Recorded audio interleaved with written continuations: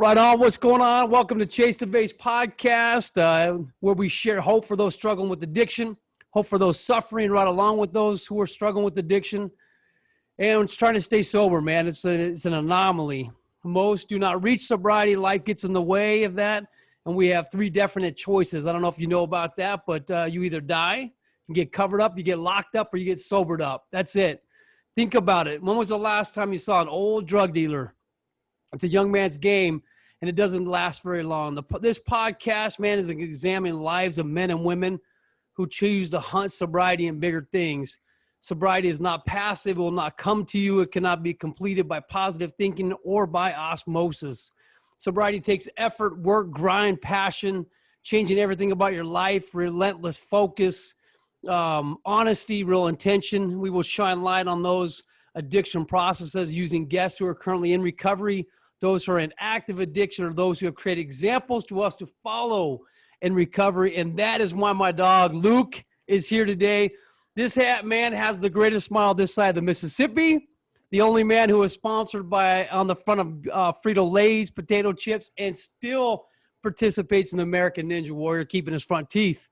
So I'd like to welcome to the show. Welcome to Chase The Vase Podcast. My guest today, Luke Mickelson. Man, Luke, like I was telling you before, I went through and kind of charted your life, man, and did like a little summary. And, man, you're all over the place. Well, number one, thanks for having me. I mean, it was an honor to meet you for the summit, which was awesome. That was bad. It's just an honor to be a part of that. I listened not to all of them, but most of them, and what a great event that you put on. And it was just an honor to be a part of it. So I'm glad to be part of your podcast, bro. Yeah, right on. So what Luke's talking about is we had a 2020 recovery summit. It started in November 16th to the 18th, where we had 34 speakers. I don't know if you heard where they were from, Luke, but we had one guy from Africa. Wow. We had them all over the place, and people ask me, why do you bring so many people in? I kind of got in the trap where I believed that there was only one way to recover, like you needed to go to rehab. And I just realized, man, there's so many different ways people are doing it out there. Yeah. And that's why I want to talk to you, because most people who are in recovery understand, but those out, there's four major things. If you want to get sober, and not only sobriety, but if you want to have a normal relationship, Mm-hmm. right? If you want to have a normal life, there's four things that have to be in order for you to have that. Your home life, Mm-hmm. right? Your home life has to be in order. If you're coming home every day fighting with the kids, fighting with mama, there's just tension. There's stress. You can't pay your bills. You don't have beds, right? Yeah. Just that added stress, man. So home life, then your health. Right? Your health, a major component, and that could be your mental health, your physical health, and your spiritual health. Think about it. When you're off spiritually, everything's off. Right. Right. And then your community of people that you get around you on who's your team. And the last one is purpose. And those are kind of what I want to talk to you about. Is I want to find. I read your bio, man, and I read some stuff about you, but I want to know the ins and outs on how it happened, because I need to pick your brain and find out how you did it, because I know there's people out there that want to replicate, maybe not what you're doing in the bed frame arena, but just your process, man. That was such a cool event. So if you don't mind, give us a rundown of what you do. You bet. Yeah. So, again, it's the one when you look back, especially when I looked back, I remember even just 3 years ago, we were just on the verge of blowing up as far as SHP. And for your listeners out there, we build beds for kids. That's what Sleeping in Heavenly Peace does. And it was something that I had no idea how to build a bed, or even worse, didn't know how bad child bedlessness really was or is. And we have a saying in SHP, it's, child bedlessness may not be a real word, but it's a real problem. That's the ironic thing about it is, child bedlessness really is not even a real word, but the problem is very much real. And usually when we meet people and tell them about child bedlessness, you get two different reactions. Either A, they don't believe you, or they don't think it's that bad. Oh, surely there's a couple of kids, but that's about it. When in reality, there's really no statistics nationally on, or I should say from any particular institute that has that statistic. The best statistic out there is what SHP has put together over the last 8 years. And it's almost 3% of the population represents a child either sleeping on the floor, on the couch with mom, all sorts of really uncomfortable situations. So, you got a town of 100,000 people, you got 3,000 kids sleeping in these conditions. And number two is the person will say, well, maybe not in my town, some, third world or really poverty stricken area of the city. Not true. Child bedlessness doesn't know the paycheck that you have or the situation of the family.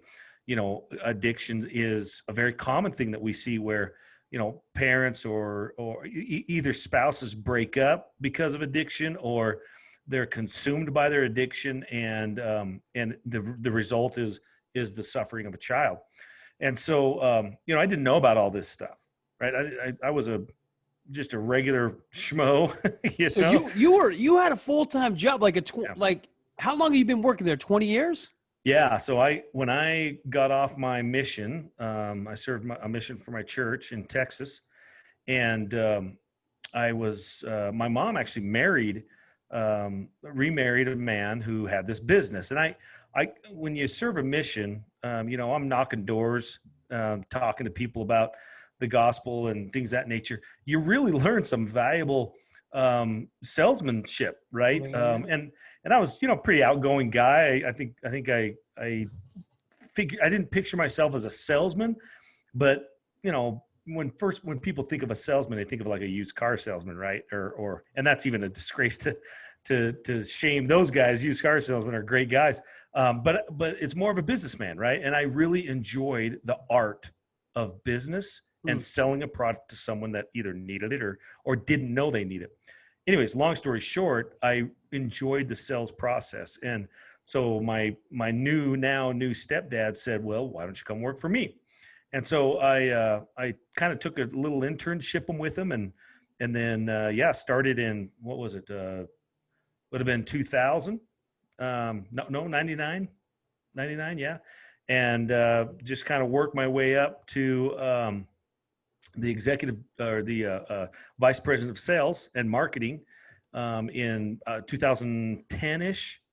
And so about 10 years I worked in the field, and then I came to the office, and then I was in the office for another 7 years. And I was buying the company when all crap came loose with this bed building thing. So what was it? What were you selling, man? So I did industrial water treatment. So really technical stuff. I didn't go to school for it. I pretty much knew water was wet, and that was about it, right.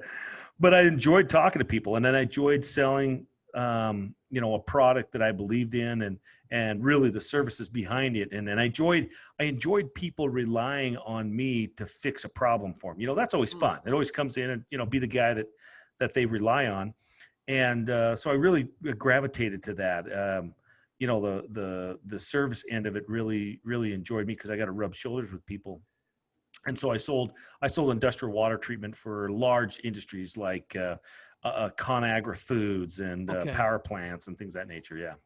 So tell me how that transition went from you making a really good income, right? I mean, if you're ready to buy a business, brother, you're making some good income, right? And mom is a relative, but sure. Mom at home is safe. She feels comfortable about what's going on. The kids have what they need, and all of a sudden you come home and say, I'm maybe switching jobs. Yeah. Well, I mean, what happened? There's a lot of little things that happened before that. It's just it wasn't one thing per se, as it was through the years, right? And this is what I tell everybody, that I measured success of my life. I'm not going to say wrong. Well, I'll say wrong for me. My success was measured by how many toys I had, how much money I made, right? And how many of us fall into that trap? We kid around. I still kid around with my kids. Hey, do you want to work at McDonald's? Well, you know what? McDonald's is a nice job, but we refer to that because it's not a high paying job, and unfortunately our society dictates success by the amount of money you make. And I fell a Right victim in. of that. Yeah. Right. And even in the worlds and the friends I dealt with, keeping up with the Joneses was always kind of a thing. And I, if my friend had a bigger, better car than I did, boy, I was Oof. anxious to do better than that, because that's what I measured my success at. And that was so empty, Brock. It was even worse than empty. It just sucked the soul out of me, because, who cares? I didn't really care what house I was in. I just wanted people to feel that, to look at me and be proud of me, right? To be proud of being a friend of his, being proud of knowing me. I guess that was where my true desire was. And what better way to be proud of than having the nicest house, right? Which was just stupid. And I didn't realize this until about 2012, doing really good in my career. And, but the success I was having was not filling that hole, right? It wasn't, in fact, I think in some ways it was getting bigger. I was struggling with my own faith and trying to keep hold of that while raising a family and being married. And, all those things are really big boy decisions, right? And complications. And so, but one thing I always enjoyed was the service part of my life. I loved coaching. I loved going out with the kids and teaching them how this and teaching them how that, and working with the youth in my church capacity, and going on campouts with them and teaching them this, that, and the other. And so when the opportunity came about with a family that needed beds, I wanted to jump all over it. Like, number one, I didn't know it was a big problem, but it was an opportunity to serve. And even better yet, it was an opportunity for my youth that I was over to participate in helping another youth, right? Which I thought was really neat. Did you have to get mama's tools out, like the Oh, pink dude, wall bro. and all that? You're leaving my secrets out there. Yeah, dude, I tinkered with toys and whatnot. My wife actually she did vinyl lettering, which then turned into vinyl lettering signs. And so she was building frames and doing kind of cool stuff in the garage for a number of years. And so she had some really cool tools, right? And so I used them. I actually built her in my third bay garage, I built her a salon and stuff. So, I mean, I wasn't a dummy, but I didn't have any tools, so I just used hers. So you got asked to build a bed. Like, did you have an idea in mind? Did you Google it online, or what's up? Yeah, it's a good question. We weren't asked. At the time, the church leader just looked at me and says, what can you guys do to help? And I said, well, if they don't have any beds, I'll tell you what, that'll be fun.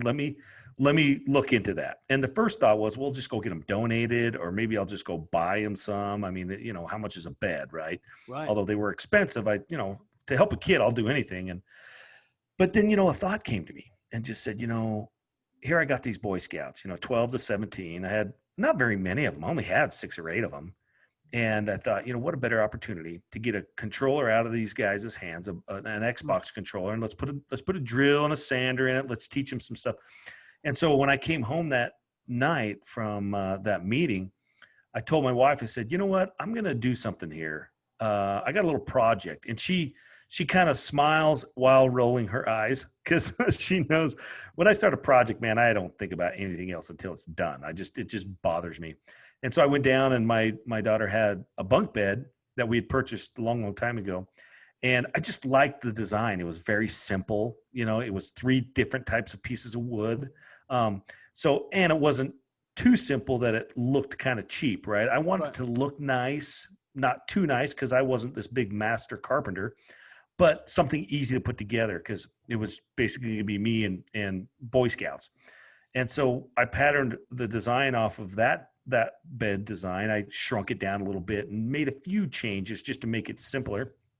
And voila, we had the design. So a full-on bunk bed. yeah, they were actually 2 single beds. And the beauty of it was, and I look back at this, Brock, I was just so blessed and lucky that it turned out to be this way, that, the bottom bed was the same as the top bed, just flipped over. Yeah. And it worked really good for my thought of how to produce this one bed. Because keep in mind, I had no intention whatsoever to build more than just one. I just wanted to satisfy this one family. And so I often look back and think, if I would have built a different design, one that was a little bit more complicated, would I have been more amped or more excited about trying to replicate it, But you didn't get to deliver it, right? Correct. Yeah. So when we were done, I mean, I was in Mama's garage with all these wood and sawdust everywhere, and her salon was in there. Granted, it was walled off, but dust was getting in there, and there was all sorts of wood and stuff stacked around. And so I stayed back and cleaned the garage. Number one, I wanted to do that for my wife, but also the delivery portion of it was kind of like the women of the group wanted to do that with the families, the parents of these boys. And I didn't want to take that away from them. And it was, I mean, we had, if you think about it, we had 6 or 8 boys, and then you bring their parents. I mean, there was like 15 people that were going to go into this one house to deliver a bed. I thought it was just a little overwhelming. And so I chose to stay back, which kind of sucked because, you go to church the next day and you hear these boys talk about, I mean, these are teenage boys, Brock, that are talking about how much fun it was to sit there and sweat and drill and sand pieces of wood in my garage for 3 nights. And then number 2, how excited they were to see these 3, 4, 5-year-old kids getting their first bed. And that was my first insight and thought, oh my gosh, that was cool if I get those boys. And I've been working with these boys for years, right? Yeah. To get them so excited about actually doing a job, working hard and working with their hands, and then seeing the result of that. I was pretty jealous. So you go home, and then what happens? So I went home, and it's kind of funny. I again, you got to keep in mind, I got this gaping hole and this faith crisis, whatever, midlife crisis, all these things. My kids were, I had a 1-year-old, a 5-year-old, and a 9-year-old or something like that, 7-year-old. And these pressures at work and all this stuff just piled on. It was Christmas time. My kids were complaining about the presents that I just said they're not going to get, just all these things. And I just remember, Brock, I'm sitting on the couch going, number one, I'm not the guy I want to be. I'm not who I thought I was going to be. I didn't like the success I was supposed to be measuring my life on. I didn't like it. I thought it was stupid. My kids were complaining about these presents and complaining about how, or at least acted like their life was over because they weren't going to get these presents. I was almost like depressed and I don't know, all these things just crashed down at once. And it was interesting that it happened that moment, because it was just the day before, or maybe it was a couple of days before, I had this amazing experience of building this bed for these kids. And that I didn't think once about work. I didn't think once about what frickin' bill I had or what toy I wanted to go buy. It was gone. I didn't worry about it. I was more happy. And my wife, it was so obvious that my wife was like, wow, you really like that. And it was just obvious that it was filling that empty bucket. And so, whatever it was, I said, you know what? I'm going to go build another one. It was just, thinking to myself, I got up at the couch. It was completely selfish. So yeah. I got up at the couch, started walking to the garage, and, my garage door's into the garage is right next to the kitchen, and my wife's cooking dinner. And she's like, well, where are you going? And cause it was wintertime. I was cold outside. I was going on the garage, and I'm like, you know what? I got some leftover wood. I'm just going to build another bed. And she's like, oh, really? It's wintertime, dinner's coming. But she knew as soon as I got up and started walking, she's like, oh yeah, this is going to happen. And so I just went to work, and then my family started coming out, and then my wife's like, hey, let me see if I can get some sheets. And I said, well, what the heck are we going to do? Brock, I didn't know what to do with it. Yeah. I wanted to build that bed. I wanted to build it for a child. I didn't know anybody that there was a problem or even another child that needed it. I just wanted to do it. Cause I know I needed it, more than anything. Yeah. I needed it. Therapy session, man.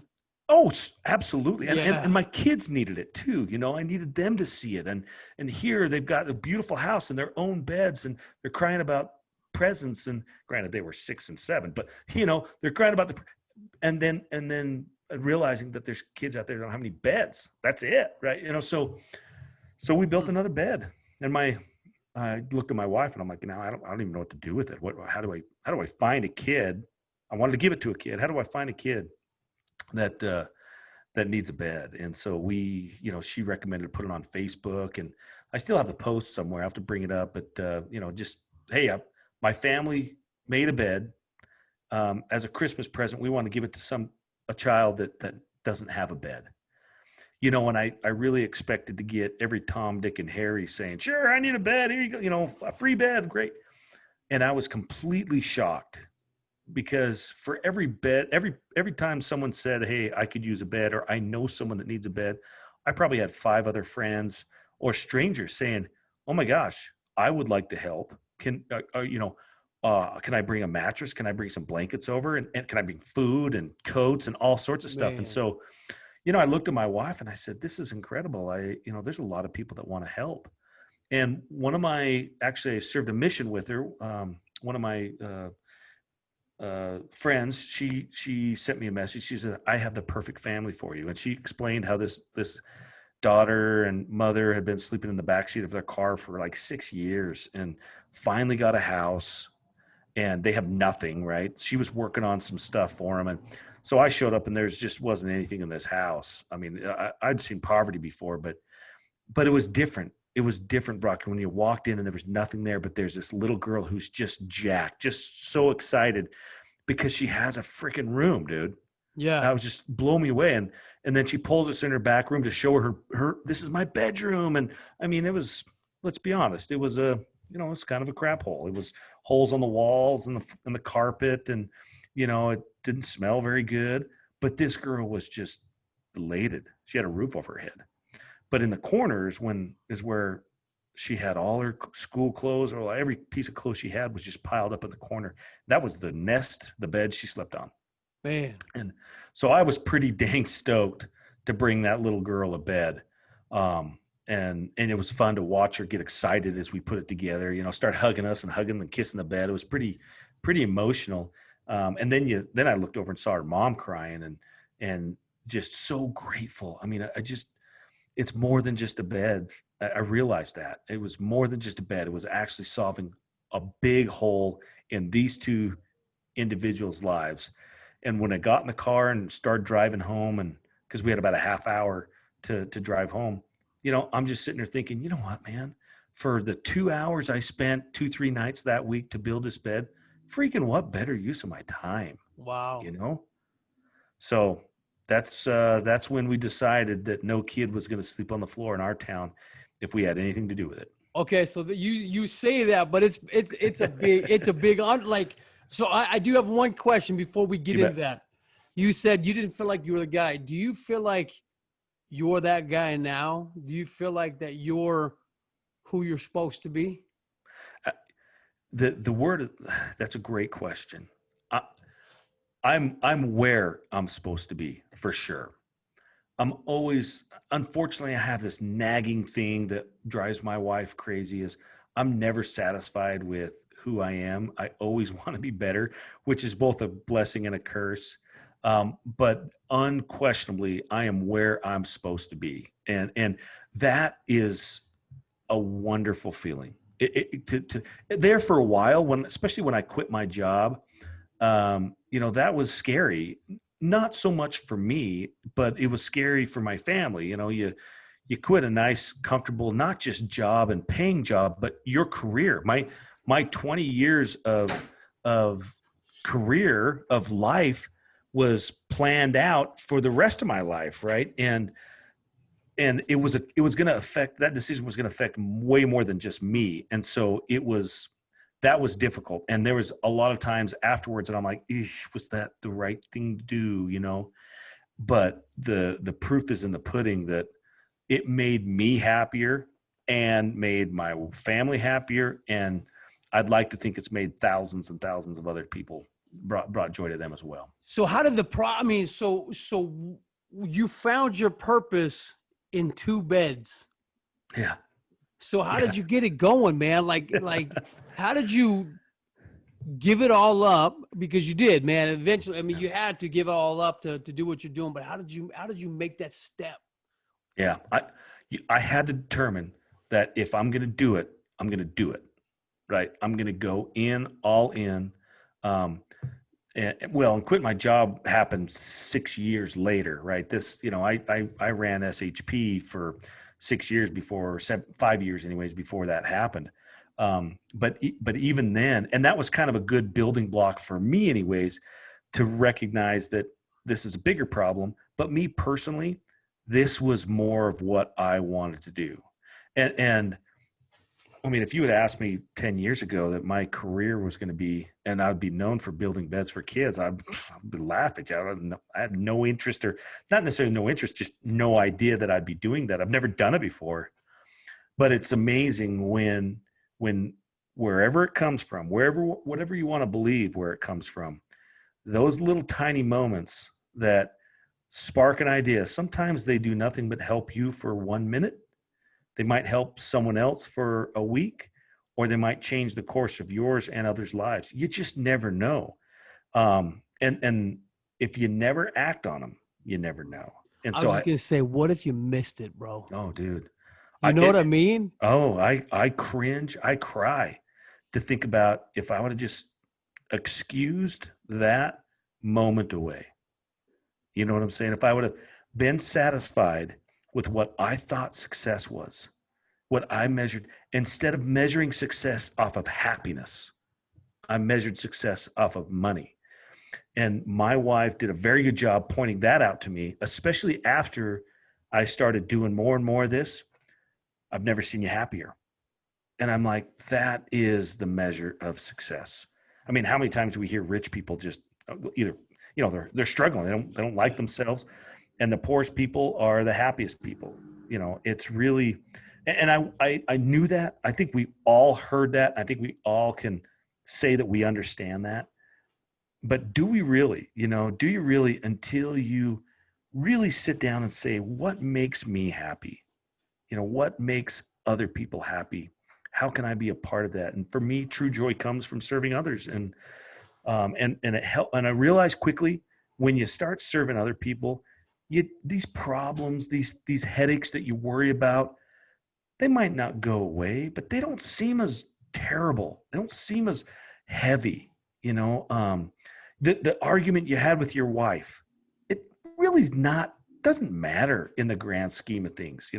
I got bigger fish to fry with getting kids off the floor and helping people serve others than I worry about, I don't know, whether I mowed the lawn or not, So what's a day in the life look like, man? I feel like people want to know, because it's probably not a 9-to-5 job anymore, right? Oh, no. There's probably a lot more to it, a lot of logistics. Oh, yeah. I know you're overseas on 3 continents? We're in, continent wise, we're in 4 countries. 4 countries. So 2 continents. We're in Canada, United States, which is actually, I think, 1 continent, but we're in Canada, United States, Bermuda, and Bahamas. Those are the 4 countries we're in. And but we have requests all over, and setting up a country is a little bit different story. That's a whole nother can of worms. But my goal is to be in some of the major ones, Australia, England. We got, our next stop may be Germany. We have quite a bit of interest in Germany. And because I promise you, the problems, if they exist in the States, if they exist in Twin Falls, Idaho, they exist everywhere. Brother, no question. Do you ever just look back and said, this started from a church project, and if I missed it, man, I mean, you guys are over 80,000 beds. Yeah, we're at what are we at? About 65,000 beds. Okay. Yeah, almost 100,000 volunteers. We're 252 chapter presidents. I mean, thousands and thousands and thousands of people that are involved. We do podcasts now. I have businesses supporting SHP now. I mean, I went from. This is the funny thing. I went from one business, one job. I was a salesman for a water treatment company, to now I have 5 different. I'm the CEO or part owner of 5 different companies, most of which are surrounded helping SHP, and then the executive director of an international charity. And trust me, I don't say that to gloat. I say that as where I thought I was most successful, and just fine playing where I was playing. I didn't realize the potential that was out there for me anyways. And it all started from a decision to get up and do something. Get up and do one decision away, man. That's so cool. So when I went through and started looking at this, let me just give the people listening this a little brief. So your official Smile Bake. We can't really see your smile because you're like this, but you're the official Smile of Bake. There you go. There you go. Of Bake Lays, right? Yep. You've been on the TEDx stage. You've done a TEDx talks, and it was about SHP. It was kind of. It was more about what we're talking about today: passion and purpose. That's what I wanted to get across. That's what the TEDx talk was about. Yeah. You've been on the American Ninja Warrior. Mm-hmm. Yep. The People magazine. Yeah. Yep. With Mike Rowe returning the favor. Yep. More to come on that too. CNN Hero of the Year. Where did you end up on that? So it's really funny. I want to know who beat you out, man, because I won't go talk to them. Well, okay. Number one, I'll just say I'm from Idaho. Let's just say that. Okay. That hindered you a little bit. It did. I was batting against a tough pitcher. No, so someone nominates you. They have tens of thousands of people that get nominated every year, and so I was even honored to be a nominated person. And they come out and they pick about 25 nominations to be a CNN hero. Don't get me wrong; they're all heroes. Even one of 25 in the world, bro. That's what we're. Yeah, let's not get that wrong. Not Idaho. Yeah, that's right. Okay, that's right. And then those 25 go into a selection committee, and the selection committee picks 10 of them, and technically those 10 are the CNN heroes. And so they fly you back to New York, and you're part of this presentation, and it's top notch. I mean, it's just amazing what they do. And you're sitting next to Ted Danson and Bryan Cranston, and there's Lenny Kravitz right next to you. I mean, there's some A-list guys there, really cool. And then you give 30. They do a little 3-minute spiel on your organization. Then you give this 30-second speech in front of 90 million people. I mean, 90 million. Well, they say the initial night's 4 million, but overall it'll be viewed by 90 million people. I mean, it's a pucker factor of 20. Were you ready to go? Were you ready? Oh man, it's funny. So you write this little speech, right? I had to write this little 30-second speech, and I was, I had a couple of people help me write it. Mitch Matthews, he's my director of marketing, and he took some English class. Anyways, and you submit it, and they look at it, and it looks good, and you rehearse that thing a trillion times, right? And then when you show up the night before the event, you actually go out there and they do a dry run. They do a test run. Well, dude, I went out there and there's a huge teleprompter in the back, right? So I'm used to giving it verbatim, like, or from memory. But there's a teleprompter going. So you want to kind of use the teleprompter. Dude, the first dry run I did, I totally bombed. Dude, I was like in the middle because I'm trying to read it when I'm like, why am I even looking at it? I know it so anyways, I said, let me do that again. And they let me do it again and I was fine. But think about it now, it's the night of, and I'm like, don't screw up like I did last night. And then you're like, so you're doing this big mind game, and it was, but it was funny. Yeah. So the from what was it, November 1st to the night of, which I think was like December 7th or 9th. So about a month, about 6 weeks or so, you can cast your vote. The world casts their vote for who they want to be the CNN Hero of the Year. And the winner actually was a doctor out of Peru. Yeah, well, I'm not okay. Anyways, no, he's a cool guy. But what's really cool is we call ourselves the Zen 10. We're really still close. I still keep in touch with every single one of them. That's been 2 years now. Wow. And I've done a lot of projects with some of them. And so they're just a neat group of people. I'm just super honored to be a part of it. And even though we weren't, CNN Hero of the Year, it's in ways it's good. The CNN Hero of the Year gets $100,000. What's interesting about that? So that night, Subaru, and they're doing their Subaru Cares for Love program right now, anyways, or whatever it's called, but they actually match up to $50,000 for each charity, for each CNN Hero that night. And it goes to the end of the year. So you had like 3 weeks to raise $50,000, and then they would match $50,000. Well, here's the beauty of it.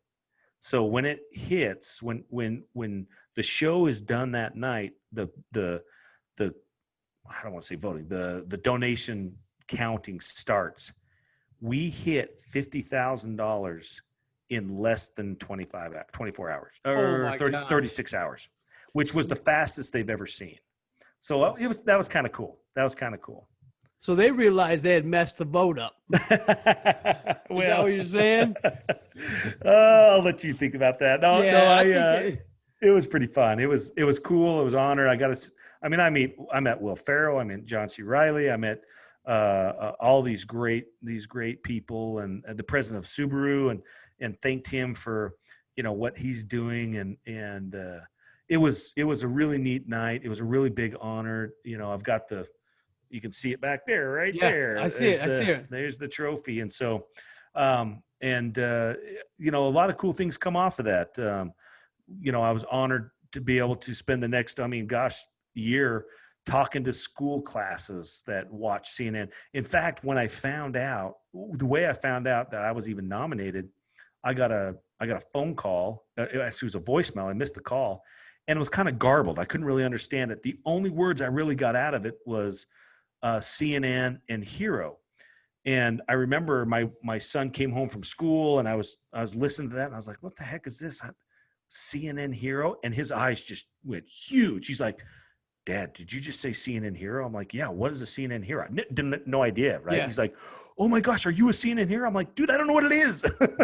And they watched it every week in like social studies class or something like that. And so it's a pretty neat deal. So I got to be, share my story with all sorts of different elementaries across the country. I got letters from these kids. It's super neat. It was cool.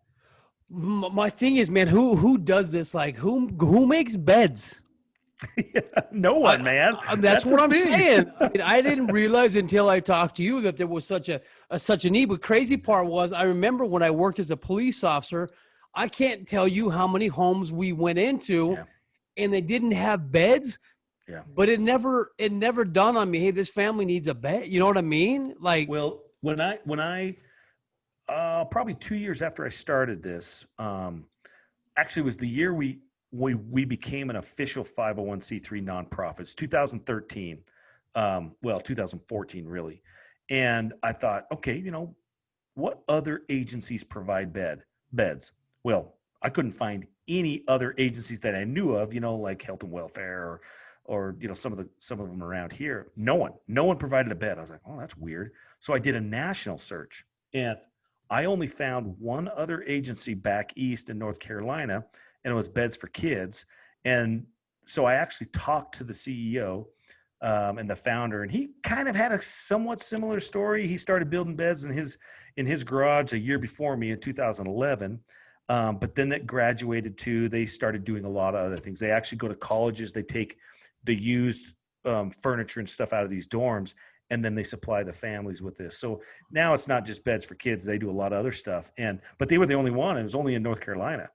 And so I thought, oh, that's cool. And what I really quickly figured out is, as soon as we start, we were on the news, then we were in the paper, and then we were doing more builds. And I had almost every single agency, or when I went to like a gathering of other charities and service providers, there wasn't one of them that didn't want to talk to me after I left, especially if they dealt with kids, because they're like, you have no idea.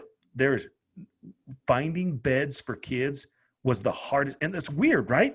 You think it'd be easy, like it's a bed for kid. Yeah. Nope, it's the hardest thing for them to find, and quite frankly, the most expensive when they're just finding furniture for kids.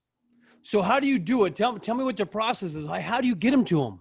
You bet. So we complete our mission really in a couple of different ways. Our first step is to find a chapter president that wants to do this, right?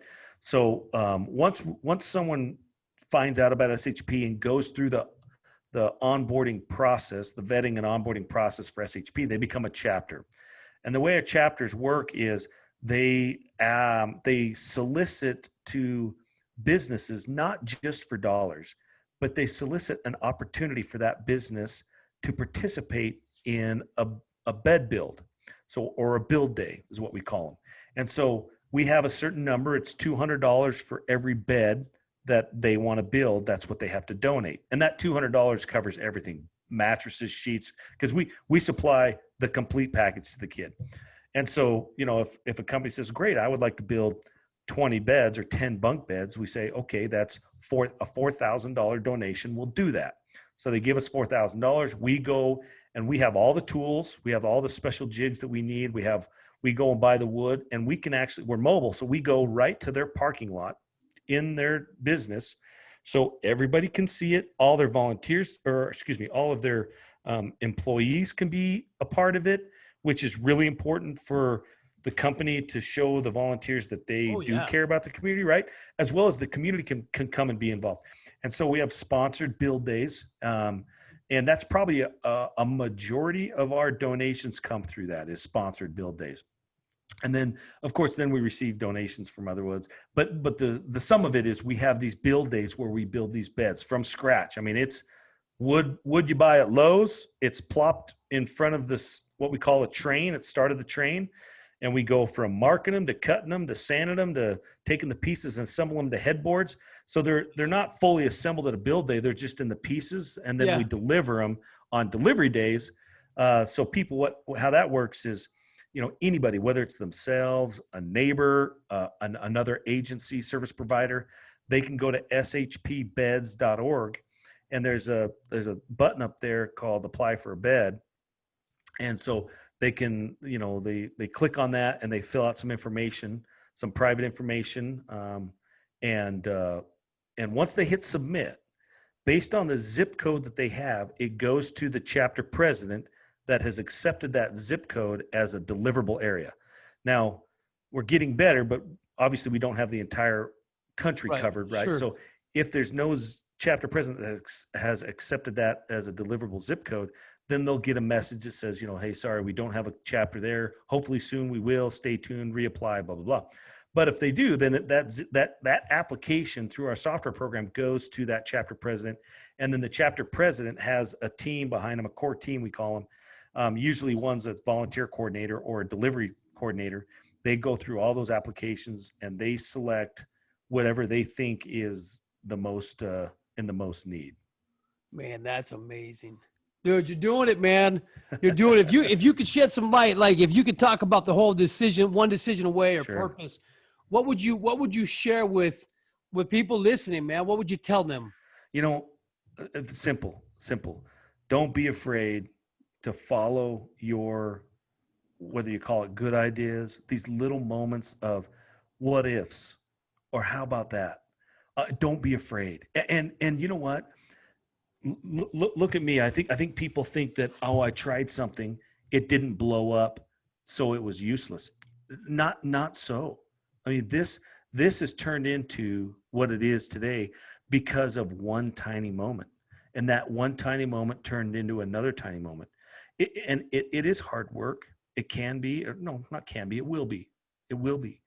But follow what you're happy about. Me, it's building beds for kids. I mean, if you're love dogs or love the ocean or whatever it is, follow that. And it doesn't have to be a nonprofit. Follow your desire, whatever makes you happy, and measure your success off of that. Don't measure success off of, number one, what other people think, and certainly don't measure success off of how much money you make. Because trust me, if we make $100,000 more a year, guess what we're going to find? $100,000 more of expense to spend it somewhere, and we'll be in the same boat. Why not be happy, be proud of what you're doing now, and do the best you can at it. Enjoy it. For me, I'm one of these guys that likes to bring everybody with me, right? I love a party. I love socializing with people, and SHP is just a huge blessing for me because I get to do that. I get to bring all my friends. We all do this together. It's a big, fun thing. And so, follow those intuitions, follow those premonitions, follow those tiny moments. Because man, you just never know what's going to happen. I love it, man. Luke, I'm so thankful for your time, man. Thank you for joining me today. Honestly, man, what you have is you had an experience, man, that you rocked, that you went about. And I think that's one of the things that keep us back is this fear that we're scared. Yep. We're scared of failure. And I appreciate your example. I mean, look what you've done with it so far. So thank you. Let's wrap this up, man. Thank you for joining me today and listening to the Chase the Vase podcast. As a podcast producer, I'm aware there's thousands of other places you could be today, but I appreciate that you were here.